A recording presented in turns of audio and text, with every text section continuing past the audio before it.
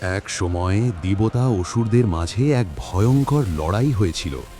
অসুররা নিজেদের সুখের জন্য অন্যদের ওপর নানা অত্যাচার করত। তারা জয়ী হলে পৃথিবীর অপূরণীয় ক্ষতি হতো। লড়াইয়ের অবস্থা দেখে পরমেশ্বর চিন্তিত হলেন।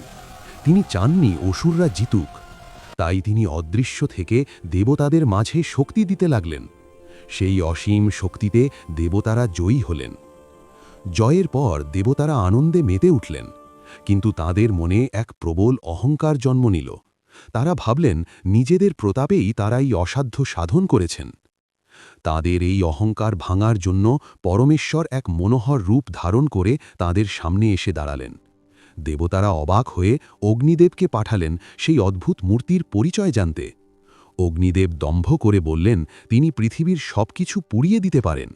তখন সেই মূর্তিটি একটি সামান্য শুকনো ঘাস পুড়িয়ে দেখাতে বললেন, কিন্তু অগ্নি তার সবটুকু শক্তি দিয়েও সেই ঘাসের ডগাটিও পোড়াতে পারলেন না।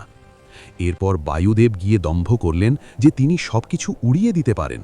সেই একই ঘাস যখন তার সামনে রাখা হলো, তিনিও অগ্নির মতোই বিফল হয়ে ফিরে এলেন। শেষে দেবরাজ ইন্দ্র এগিয়ে গেলেন, কিন্তু তার সামনেই সেই মূর্তিটি মিলিয়ে গেল। ঠিক তখন স্বর্ণালঙ্কারে ভূষিতা দেবী হৈমবতী উমা আকাশপথে নেমে এলেন। উমা জানালেন সেই মূর্তিটি ছিলেন পরমেশ্বর। তার শক্তিতেই দেবতারা জয়ী হয়েছেন, অথচ তারা অহংকারে মেতেছিলেন। দেবতারা নিজেদের ভুল বুঝতে পারলেন এবং তাদের অহংকার চূর্ণ হল।